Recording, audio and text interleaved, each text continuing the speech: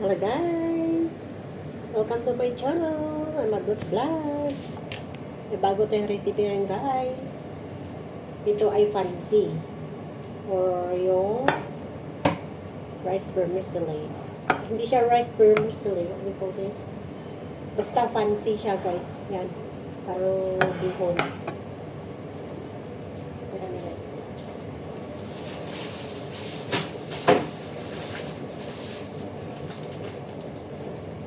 Yeah, vermicelli. Ito siya guys, yan.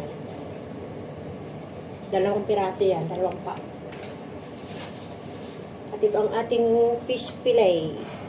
Yan guys.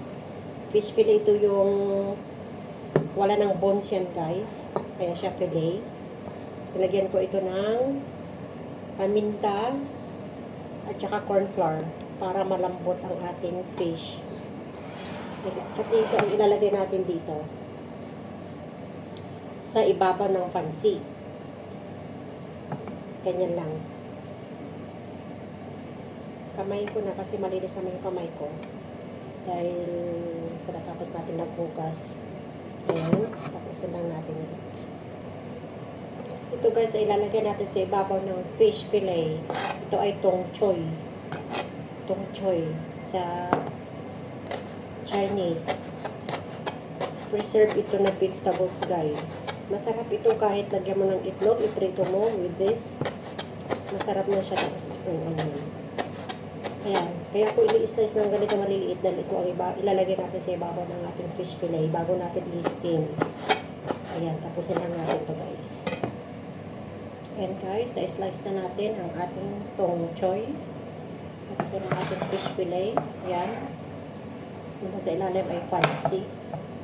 At ito ilagay natin sa ibabaw. Ayan, ganyan lang siya guys. Tapos pagkatapos ma-steam ito, papainit ako ng kumukulong mantika. Yung mantika na kumukulo, at yun ilagay natin dito sa ibabaw. Then ready to serve. Ganyan lang kasimple ang ating ulam tonight. Ayan. At hindi na rin ako maglalagay dito ng any salty taste kagaya ng asin kasi itong preserved na vegetables na ito guys ay ano na yan, salty na yan, kaya hindi na required para maglagay pa tayo ng white sauce or asin, no need. Ito lang sapat na kasi salty na yan.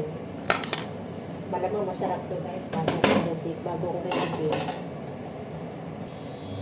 Ayan naman guys. Lagyan natin ng parsley sa ibabaw. Ayan, panlaban sa lansa.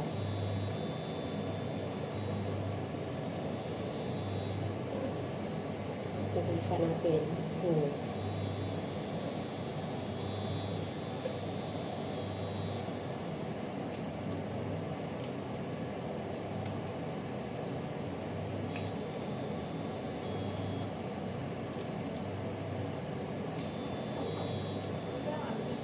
Be back. Yeah, okay ma'am. See you. Yeah, I think so. Thank you.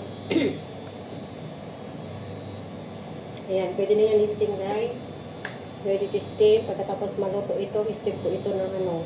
Hindi naman pwedeng i-overcook ito na i-over-steam kasi nga kapag na-over ito ng pag-steam, matigas siya. Kaya kailangan kontrolin natin yung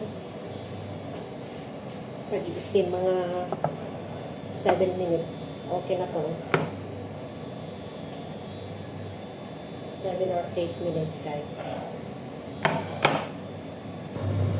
Ayan guys, ready na. Tignan nyo naman, napaka-presenta ko ng ating fish fillet. Ayan, lagyan na natin sa ating steamer. Ayan na guys, ready for steam. I-set natin ng 7 minutes. Ayan.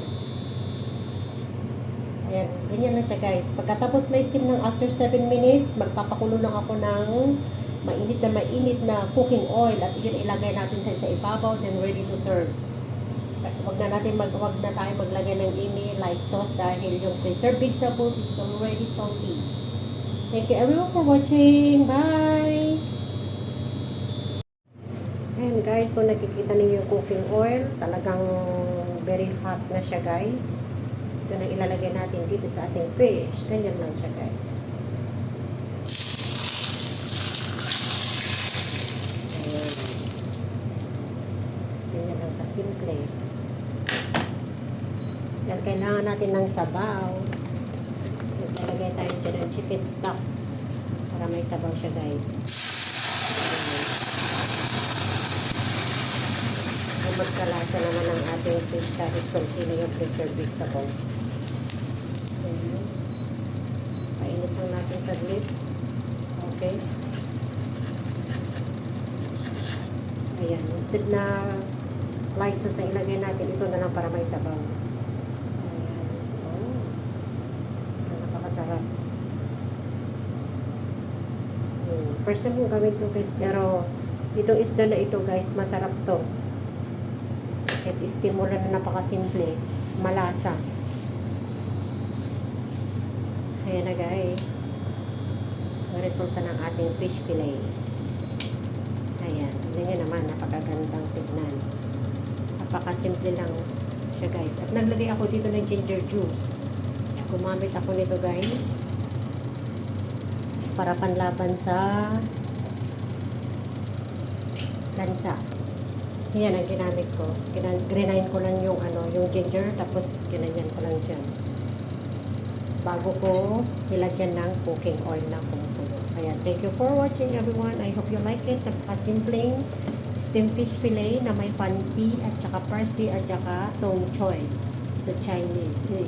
Search nyo lang guys, tong choy. Tong choy, T-O-N-G, tapos C-H-O-Y. Google nyo na guys, preserved tong choy. Thank you for watching. I hope you like my videos tonight. Bye everyone and God bless.